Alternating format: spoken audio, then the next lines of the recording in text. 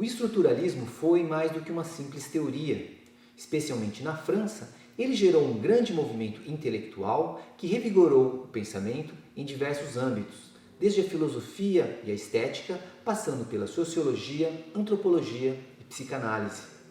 Quando pensamos nas contribuições dos franceses para os estudos da comunicação de massa, é praticamente impossível ignorar o estruturalismo, que forneceu as principais bases para a análise das mensagens.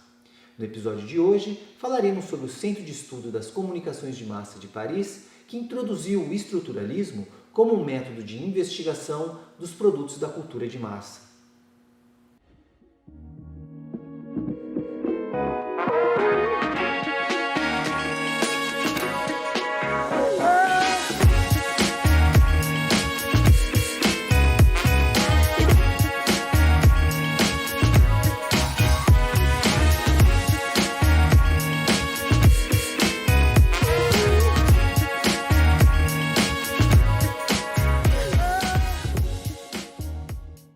É sempre muito difícil falar de uma escola teórica quando se trata dos franceses. A dificuldade aumenta quando o assunto são os meios de comunicação de massa, pois não foram poucos os autores franceses que se dedicaram a estudar ou a elaborar uma crítica dos mídias que passavam a fazer parte do cotidiano de milhões de pessoas ao longo do século XX.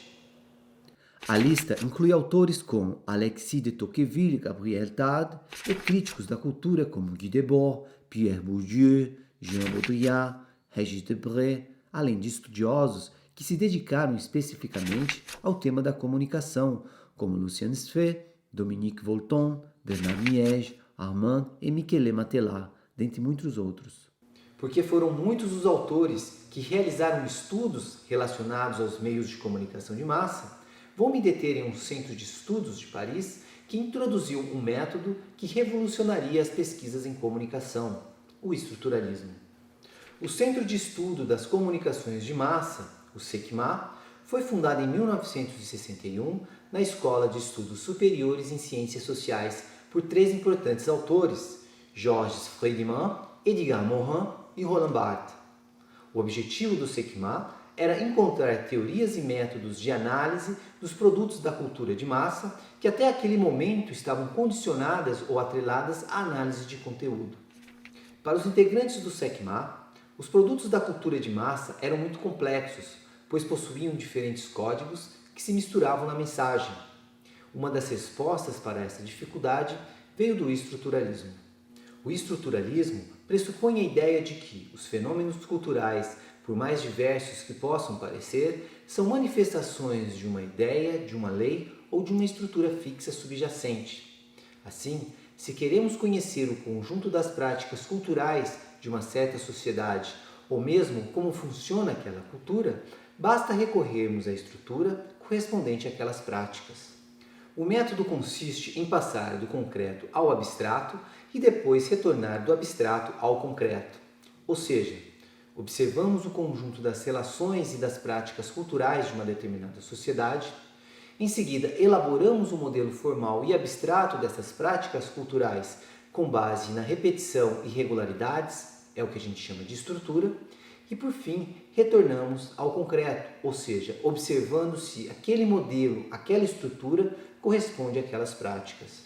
Para descobrir a estrutura que subjaz e corresponde a um conjunto de práticas, devemos observar a relação de um elemento da estrutura com os outros elementos dessa mesma estrutura. Um exemplo muito comum são os contos de fadas. Existem muitos contos de fadas e todos eles parecem diferentes, mas na verdade todos eles possuem uma mesma estrutura básica, formada pelo herói, pelo vilão e pela princesa.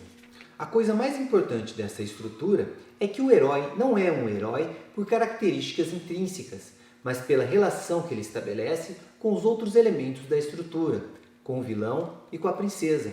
Uma relação de oposição ou antagonismo com o vilão e uma relação de salvamento ou de resgate com a princesa. Se essas relações não existissem, não existiria nem o herói, nem o vilão, nem a princesa. E nem poderíamos dizer que essa estrutura é uma estrutura de conto de fadas. Edgar Morin não estudou a estrutura do conto de fada, mas a estrutura da cultura de massa. Analisando diversos produtos dessa cultura, ele identificou dois tipos diferentes de relação.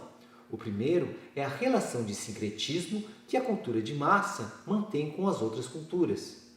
Ou seja, a cultura de massa é uma mistura de várias culturas: a cultura clássica, religiosa, a cultura nacional e até a cultura estrangeira. Por meio da cultura de massa, conhecemos vários elementos de outras culturas que nunca teríamos acesso.